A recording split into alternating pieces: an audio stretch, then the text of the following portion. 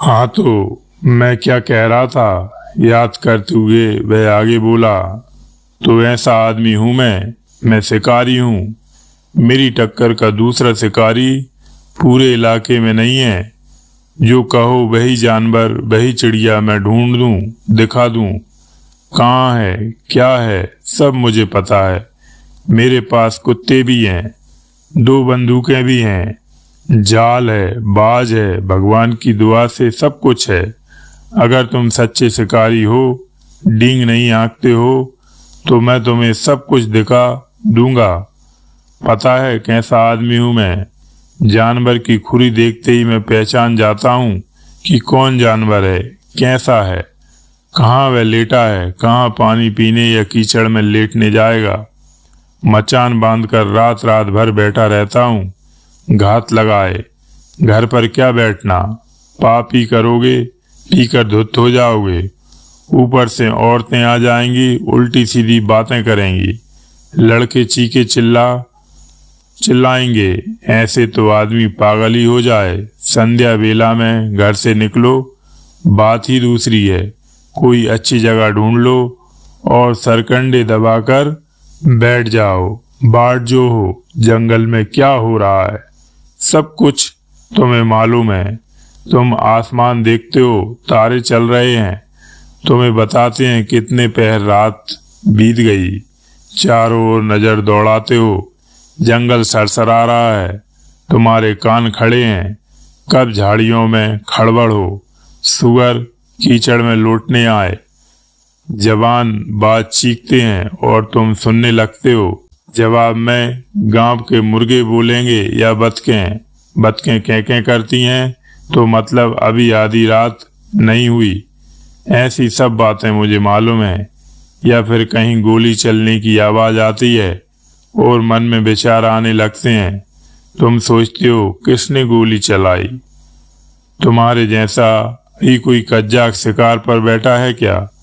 मार लिया उसने जानवर, या बस घायल ही किया है, और अब वह बेचारा जा रहा है सरकंडों में खून बहाता। बेमतलब खून भाग रहा है। छी, बहुत बुरा लगता है मुझे, है बहुत ही बुरा। क्यों जानवर को खराब किया? बुद्धू कहीं का। बुद्धू है, निरा बुद्धू। या फिर मन में विचार आता है, आबरेक ने किसी बुद्धू कज्जाक को तो नहीं मार डाला। बस ऐसे विचार मन में घूमते रहते हैं। ऐसे ही एक बार नदी किनारे बैठा था। देखता क्या हूँ, ऊपर से पालना बहता हुआ आ रहा है, बिल्कुल सही सलामत। पालना बस एक कोना टूटा हुआ है। उफ, कैसे कैसे विचार मन में आए। किसका है ये पालना? सोचा हो ना हो तुम्हारे ये शैतान सिपाही पहाड़ के गांव में चले गए होंगे। चेचेन औरतों को झपटा होगा और किसी शैतान की औलाद ने बच्चे को मार डाला होगा। पांवों से पकड़कर सिर दीवार पर दे मारा होगा। क्यों नहीं करते क्या ऐसे? ओह, लोगों को छाती में दिल ही नहीं है। ऐसे ऐसे विचार मन में आए।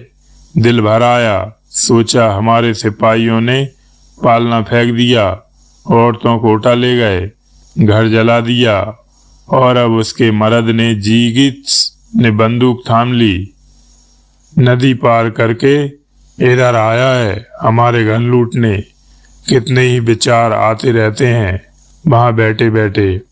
और जब यह सुनाई देता है कि झाड़ जंगल में कोई सुअरों का कोई झोल टहनियां तोड़ता बढ़ रहा है, तो तुरंत ही छाती में जैसे हथौड़ा चलने लगता है। आ जाओ मेरे प्यारो, इधर आ जाओ, गंद पा लेंगे तुम सोचते हो और सांस थामे बैठे रहते हो, लेकिन दिल है कि छाती से निकला पड़ता है। दुख दुख दुख दुख।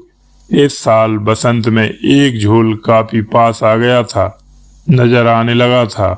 पिता और पुत्र का नाम लिया और गोली चलाने ही लगा था, पर तभी सूकरी ने घुरघुराकर अपने बच्चों से कहा, बच्चों यहाँ खतरा है, आदमी बैठा है। और सब झाड़ियों में तितर बितर हो गए। जी करता था सूरी को कच्चा चबा जाऊं। सूरी ने भला कैसे बच्चों से कहा कि आदमी बैठा है? हॉलिन ने पूछा। तुम क्या सोचते हो? तुम्हारे ख्याल में जानवर बेवकूफ है? नहीं, वह आदमी से ज्यादा समझदार है। तुम उसे भले ही सूअर कहते हो, वह सब कुछ जानता है। अब यही देखो, कोई आदमी तुम्हारे पीछे किसी रास्ते से निकलता है और उसे पता भी नहीं चलता कि तुम यहाँ से गुजरे हो, लेकिन सूअर तुम्हारे पैरों का निशान पाते ही सूंघता है और परे भाग जाता है। मतलब उसमें समझ है। तुम्हें तो अपनी गंध का पता नहीं चलता, लेकिन वह सूंघ लेता है। और फिर यह बात भी तो है कि तुम तो उसे मारना चाहते हो, मगर वह जिंदा जंगल में घूमना चाहता है। तुम्हारा नियम यह है, उसका नियम वह है। वह सूअर है पर तुमसे बुरा नहीं है, तुम्हारे जैसा ही भगवान का जीव है। ओ बुद्धू है आदमी, बुद्धू, निरा बुद्धू। बूढ़े ने कुछ बार दोहराया और फिर सिर झुकाकर किसी सोच में डूब गया। ओलेनिन भी विचारों में खो गया और सारे से उतर आया और पीठ पीछे हाथ बांधकर चुपचाप आहते में चक्कर काटने लगा। एकाएक यूरिस्का ने झटके से सिर उठाया और टकटकी लगाकर पतंगों को देखने लगा जो मोमबत्ती की कांपती लौ पर मंडरा रहे थे और उसमें जल रहे थे। अरे बुद्धू, बुद्धू, वह कहने लगा। कहाँ जाता है बुद्धू? बुद्धू वह उठा और अपनी मोटी उंगलियों से पतंगों को परे उड़ाने लगा। जल जाएगा बुद्धू, इधर उड़, कितनी जगह है, वह कोमल स्वर में कह रहा है और अपनी मोटी उंगलियों से पतंगे के पर हौले से पकड़ने और परे ले जाकर छोड़ने की कोशिश कर रहा था। तू तो अपने आप को मार रहा है, मुझे तुझ पर दया आ रही है। बड़ी देर तक वह बतियाता रहा और बोतल में से थोड़ी थोड़ी पीता रहा। ओलेनिन आहते में चक्कर काट रहा था। अचानक फाटक के बाहर फुसफुसाहट सुनकर उसे कुछ आश्चर्य हुआ। अनचाहे ही उसने सांस थाम ली और बाहर से किसी स्त्री के हंसने की आवाज, पुरुष का स्वर और फिर चुंबन की ध्वनि सुनी। जानबूझकर घास पर पांवों से सरसर करते हुए वह आहते की दूसरी ओर पर चला गया, लेकिन कुछ समय बाद ठट्टर खड़खड़ाया। गाढ़े रंग का चेरकेस कोट और भेड़ की खाल का सफेद टोप पहने एक कज्जाक, यह लुकास का था, बाड़ के बगल से गुजरा और सिर पर सफेद रुमाल बांधे ऊंची नारी ओलेनिन के पास से मरियंका की दृढ़ चाल से उसने मानो कहा, ना मुझे तुझसे और ना ही तुम्हें मुझसे कोई वास्ता है। घर के औसारे तक ओलेनिन की आंखें उस पर गड़ी रहीं और फिर उसने खिड़की में से देखा कि कैसे वह रुमाल उतारकर बेंच पर बैठी। सहसा ओलेनिन की उदासी ने, किन्हीं अस्पष्ट कामनाओं और आशाओं ने उसे आ घेरा। न जाने किससे और किस बात के लिए उसे ईर्ष्या हो रही थी। घरों में आखिरी बत्तियां भी बुझ गईं, गांव में आखिरी ध्वनियां शांत हो गईं। ठट्टर की बाड़े, आहतों में सफेद से नजर आते मवेशी, घरों की छतें और सुगढ़ पॉपुलर वृक्ष, लगता था सभी कुछ परिश्रम भरे दिन के बाद चैन से गहरी नींद में सो रहे हैं। दूर के सीलन भरे बिस्तर से ही मेंढकों की अनवरत टर्टर नौजवान के सतर्क कानों तक पहुंच रही थी। पूरब में तारे विरल हो रहे थे और बढ़ते उजाले में घुलते प्रतीत होते थे। सिर के ऊपर वे पहले से अधिक घने थे और गहराई तक चले गए। बूढ़ा सिर हाथ पर टिकाए ऊँग रहा था। सामने के आहते में मुर्गा बोल उठा, लेकिन ओलेनिन अभी भी कुछ सोचता हुआ आहते में चक्कर लगा रहा था। कहीं से गाने की आवाज आई। घेरे के पास जाकर वह कान लगाकर सुनने लगा। कुछ स्वरों में गाए जा रहे गीत के हर्षमय सुर उसके कानों में पड़े। सभी स्वरों में एक युवा स्वर विशेषता सशक्त था। पता है यह कौन गा रहा है? बूढ़े ने जागकर कहा। यह लुकास का जिगीत है। उसने चेचेन को मारा है तो खुश हो रहा है। इसमें खुश होने की क्या बात है? बुद्धू है बुद्धू। तुमने कभी किसी को जान से मारा है? ओलेनिन ने पूछा। बूढ़ा सहसा दोनों कोनियां मेज पर टिका कर उठा, अपना चेहरा ओलेनिन के चेहरे के पास ले आया। शैतान, वह चिल्लाया, क्या पूछते हो?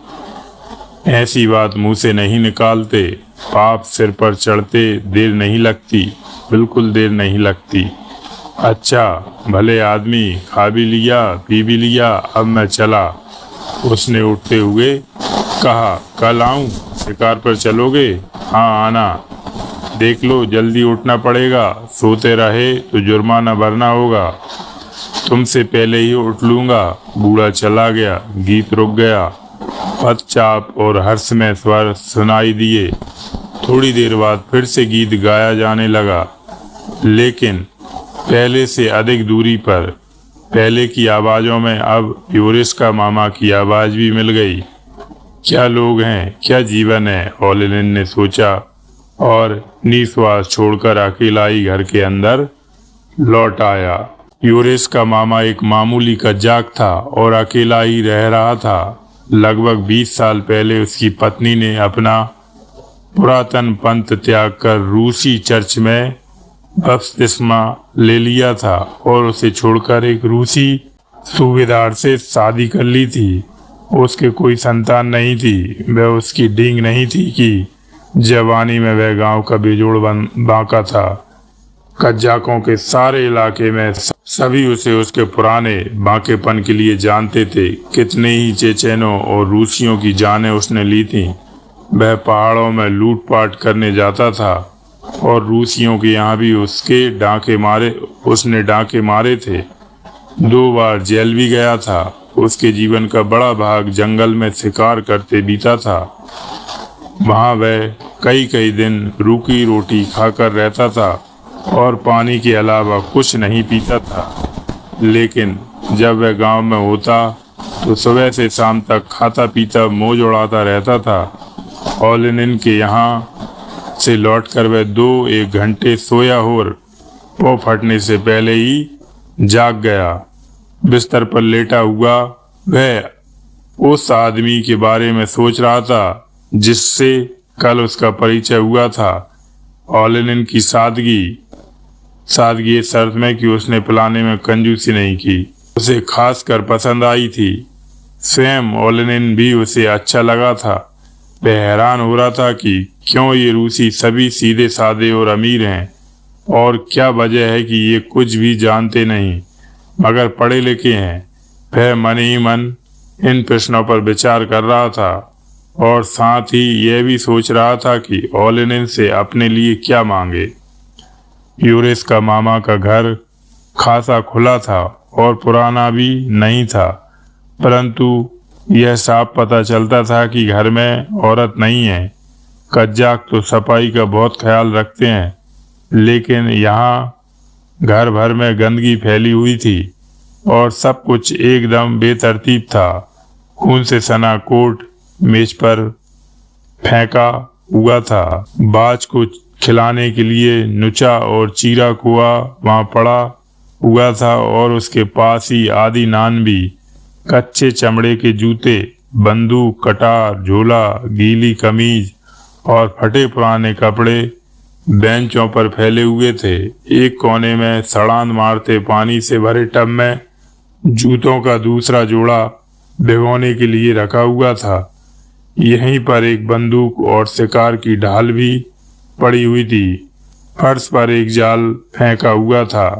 पास ही शिकार में मारे हुए फेजेंट पड़े हुए थे और एक मुर्गी जिसकी टांग मेज के पाए से बंधी हुई थी। मेज के इर्द गिर्द चक्कर काट रही थी। गंदे फर्श पर चोंच मार रही थी।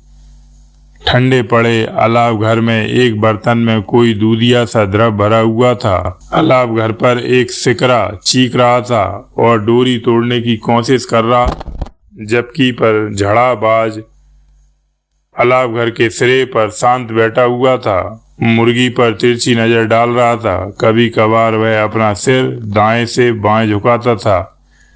यूरिस्का मामा अलाव घर और दीवार के बीच में बनी छोटी सी खाट पर चित पड़ा हुआ था। अपनी सशक्त टांगें उठाकर पांव अलाव घर पर रखते हुए और अपनी मोटी उंगलियों से हाथ पर फ्रड फ्रड कर रहा था। दस्ताने के बिना ही बाज को हाथ पर रखने के कारण उस पर बहुत से खरोंचे पड़े हुए थे। सारे कमरे में और विशेषतः बूढ़े के इर्द गिर्द हवा में सदा बूढ़े के साथ रहने वाली वह मिलीजुली गंध व्याप्त थी, जो तेज तो थी किंतु अप्रिय नहीं। वह दे मामा मामा घर पर हो? खिड़की में से तेज आवाज उसे सुनाई दी और वह फौरन पहचान गया कि पड़ोसी लुकास्का की आवाज है।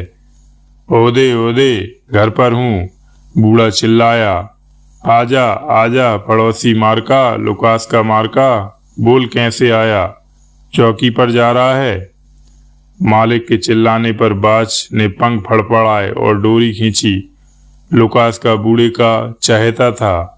कज्जागों की सारी जवान पीढ़ी के लिए बूढ़े के मन में जो हिकारत थी उसमें बस लुकास्का ही शामिल नहीं था। इसके अलावा लुकास्का और उसकी माँ पड़ोसियों के नाते अक्सर बूढ़े को अंगूरी, दही आदि घर की बनी चीजें दे जाया करते थे, जो यूरिस्का के पास नहीं होती थी। यूरिस्का मामा सारी उम्र किसी न किसी भावावेग में बहता रहा था और अपने आवेगों की सदा व्यावहारिक व्याख्या करता था। क्यों नहीं, खाते पीते लोग हैं, वे अपने आप से कहता, मैं उन्हें ताजा गोश्त या चिड़िया ला देता हूँ। वे भी मामा को नहीं भूलते, कभी नान दे गए, कभी कुछ और। नमस्ते मार्का, बड़ा अच्छा किया जो आ गया, बूढ़ा सा हर्ष चिल्लाया और तेजी से अपने पांव फर्श पर रखकर उठ खड़ा हुआ। चरमराते फर्श पर 2 कदम रखकर उसने अपने तलवों पर नजर डाली और अचानक उसे अपने पैरों पर हंसी आई। उसने नंगी एड़ी से फर्श पर ताल दी और एक बार फिर ताल दी और नित्य मुद्रा बना ली। क्यों, ऐसा क्या रहा? अपनी छोटी छोटी आंखें चमकाते हुए उसने पूछा। लुकास्का मुस्कुरा दिया। क्या चौकी पर जा रहा है? बूढ़े ने पूछा। चिकीर लाया हूँ तुम्हारे लिए मामा, चौकी पर वायदा किया था ना। खागरीज तेरा भला करे, बूढ़े ने कहा। फर्श पर पड़ी पतलून और बेसमेत उठाकर उसने पहने, कमर पर पेटी कसी, मिट्टी के बर्तन में रखा, पानी हाथों पर डाला, पुरानी पतलून से हाथ पहुंचे, कंघी का एक टुकड़ा दाढ़ी पर फेरा और लुकास्का के सामने खड़ा हो गया। लो, तैयार हो गया, वह बोला। लुकास्का ने एक प्याला लेकर पहुंचा, उसमें शराब उड़ेली और बेंच पर बैठकर प्याला मामा को थमाया। जीते रहो पिता और पुत्र के नाम, बूढ़े ने बड़ी गंभीरता से प्याला थामते हुए कहा। जो तू चाहे वही तुझे मिले, बांका वीर बने, तुझे क्रॉस का इनाम मिले। लुकास्का ने भी प्रार्थना के शब्द कहकर 2 घूंट भरे और फिर अंगूरी मेज पर रख दी। बूढ़ा जाकर सूखी मछली ले आया और उसे दहलीज पर रखकर उसने उसे डंडे से कूटा ताकि वह नरम हो जाए और फिर अपने खुरदुरे हाथों से उसे अपनी एकमात्र नीली तस्तरी पर रखकर मेज पर परोसी। मेरे पास सब कुछ है, चवेना भी है, शुक्र है भगवान का, उसने सागर्भ कहा। हाँ तो मोसेब क्या कहता है? बूढ़े ने पूछा। लुकास्का ने प्रत्यक्ष बूढ़े की राय जानने के इरादे से उसे यह बताया कि किस प्रकार हवालदार ने उसकी बंदूक हथिया ली। बंदूक की परवाह मत कर, बूढ़ा बोला। बंदूक नहीं देगा तो इनाम भी नहीं मिलेगा। क्या कहते हो मामा? लोग तो कहते हैं कि जब तक घुड़सवार कज्जाक नहीं बने तब तक कोई खास इनाम बनाम नहीं मिलता।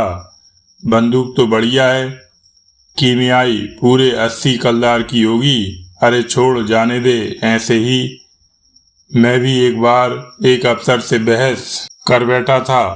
घोड़ा दे दे, तुझे कानेट बना दूंगा। मैंने नहीं दिया सो कुछ नहीं बनाया। क्या कहते हो मामा? घोड़ा खरीदना चाहिए और लोग कहते हैं कि नदी पार 50 से कम में नहीं मिलने का। माँ ने अभी अंगूरी नहीं बेची। अरे हमने कभी इन बातों की परवाह नहीं की, बूढ़े ने कहा। यूरिस्का मामा तेरी उम्र का था तो नौगाइयों के यहाँ से घोड़ों के झुंड भगा ले जाता था और तेरे के पार पहुंचता था। कभी कभी तो एक बोतल या एक चौगे के बदले बढ़िया घोड़ा दे देते थे हम। क्यों इतने सस्ते में? लुकास का बोला। बुद्धू है तू, मार का निरा बुद्धू, बूढ़े ने हिराकत से कहा। अरे कंजूसी ही करनी है तो चोरी किस लिए करनी? मैं कहूँ तुमने तो देखा ही नहीं होगा कि घोड़े कैसे भगा ले जाते हैं। चुप क्यों है? क्या बोलूं मामा, लुकास का ने कहा। लगता है हम तुम जैसे नहीं हैं। अरे बुद्धू बुद्धू है तू, मार का तुम जैसे नहीं है, बूढ़े ने जवान कज्जाक की नकल उतारते हुए कहा। तुम्हारी उम्र में मैं ऐसा कज्जाक नहीं था। क्या मतलब? लुकास खान ने पूछा। बूढ़े ने हिराकत से सिर हिलाया। योरेस का मामा सीधा साधा था, किसी चीज का अफसोस नहीं करता था, इसलिए सारे चेचनों का मैं कुनाक था। मेरे पास कोई कुनाक आता तो उसे जी भरकर बोत का पिलाता, तबीयत खुश कर देता, अपने बिस्तर पर सुलाता, खुद उससे मिलने जाता तो उसके लिए पेशकश ले जाता। यह है बंदों का कायदा, ऐसे थोड़े ही जैसे कि आज के छोकरे करते हैं। इनके लिए तो बस एक ही मन बहलाव है, बीज खा के छिलके थूकते रहते हैं। बूढ़े ने बीज खाते और छिलके थूकते आज के कज्जाकों की नकल उतारते हुए हिराकत से कहा। हाँ, यह तो मैं कह जानता हूँ, लुकास का बोला। यह सच है। अरे बांकावीर बनना है तो जिगीद बनो, किसान नहीं घोड़ा तो वह भी खरीद लेता है। पैसे दिए, घोड़ा खरीद लिया। थोड़ी देर तक दोनों चुप रहे। हाँ मामा, गांव में या चौकी पर करने को कुछ ही नहीं और कहीं मस्ती मारने भी नहीं जा सकते। लोग ही सब डरपोक हैं। नजार को ही देख लो, अभी उस रोज पहाड़ी गांव में गए थे। गिरेई खान कहता था चलो नौगाई चलें, कुछ घोड़े लाने। कोई तैयारी नहीं हुआ, अकेला मैं कैसे जाऊं? मामा किस लिए है? तू सोचता है मुझ में दम नहीं रहा? नहीं, अभी मुझ में दम है। लाओ घोड़ा दो, अभी नौगाई चलता हूं। कोरी बातों में क्या रखा है? लुकास खान ने कहा। तुम ये बताओ कि गिरेई खान से क्या कहूं? वह कहता है बस तेरे तक घोड़े ले आ, आगे तो पूरा झुंड का झुंड छिपा लूंगा। लेकिन है तो वह भी सिरमुंडा, क्या भरोसा उसका? गिरेई खान का भरोसा कर सकता है? उसके खानदान में सभी अच्छे हैं, उसका बाप असल कुनाक था। बस तू मामा की बात सुन, मैं तुझे कोई बुरी नसीहत नहीं दूंगा। उससे कह कसम खा ले, तब बात पक्की रहेगी। और जब उसके साथ जाए तो पिस्तौल हमेशा तैयार रखियो। घोड़े बांटने लगे तो एकदम चौकस रहियो। ऐसे में एक बार एक चेचेन ने मुझे मार ही डाला था। मैंने उससे एक घोड़े के 10 कलदार मांगे थे। विश्वास इन पर भले ही करो, पर बंदूक के बिना सो नहीं। लुकास का बड़े ध्यान से बूढ़े की बातें सुन रहा था। अच्छा मामा, सुना है तुम्हारे पास तोड़ू बूटी है? थोड़ी देर चुप रहकर वह बोला। बूटी तो नहीं, पर मैं तुझे सिखा देता हूँ। यही सही, तू नेक आदमी है, मुझ बूढ़े को नहीं भूलता। बोल सिखाऊं? सिखा दो मामा। कछुए को जानता है ना? हाँ, कछुआ शैतान ही है, शैतान, बिल्कुल पता है। तू उसका घोंसला ढूंढ ले और उसके चारों ओर टट्ठर का घर बना दे ताकि वह अंदर ना जा सके। वह आएगा, चक्कर काटेगा और वापस चला जाएगा। तोड़ू बूटी ढूंढ लाएगा और घेरा तोड़ डालेगा। बस अगली सुबह तू वहां पहुंचकर और देख, जहां घेरा टूटा हुआ है वहीं तोड़ू बूटी पड़ी होगी। बस उठा ले जा जहां चाहे, कोई ताला वाला तुझे नहीं रोक सकता। तुमने आजमाया है क्या मामा? आजमाया तो नहीं, पर भले लोगों से सुनी है ये बात। मेरा तो बस एक ही मंत्र था। घोड़े पर सवार होने से पहले पिता मंद्रीच मंत्र पढ़ लेता था, कोई नहीं मार पाया। कैसा पिता मंद्रीच मंत्र मामा? तुझे नहीं पता वो क्या लोग है? मामा ने पूछा। अच्छा सुन, बोल मेरे साथ साथ। जय जय जय सियोन वासी। राज तुम करते, हम घोड़ों पर चढ़ते, सपन्य विलाप करते, झरका है प्रवचन करते। पिता हमारे मंद्रीच मानुष से प्रेम करते, बूढ़े ने दोहराया। जानता है? बोल लुकास का हंस पड़ा। क्यों मामा, क्या इसी की ओट में तुम्हें कोई नहीं मार पाया? यह बात है। बड़े अक्लमंद हो गए हो तुम लोग। तू याद कर ले और बोल, इससे कोई बुरा नहीं होने का। बस मंत्र पढ़ लिया और सब ठीक हो गया। और बूढ़ा खुद भी हंसने लगा। लोगोई तो तू ही ना जा। क्यों? अब वह जमाना नहीं रहा, लोग भी वह नहीं रहे। तुम कज्जाक तो निरे गोबर हो। रूसी भी कितने आए पड़े हैं, पकड़ेंगे, बंद कर देंगे। सच, तू यह ख्याल छोड़ दे, तुम लोग इस लायक कहाँ। अरे हम गिरची के साथ। बूढ़ा अपने अनगिनत किस्से फिर से सुनाने जा रहा था, लेकिन लुकास्का ने खिड़की से बाहर झांका। बिल्कुल उजाला हो गया। मामा, उसने बूढ़े की बात काटी, चलना चाहिए। अच्छा, आना कभी। खागरीज तेरा भला करे। मैं फौजी के पास जाता हूँ, शिकार पर ले चलने का वादा किया था। आदमी तो भला लगता है।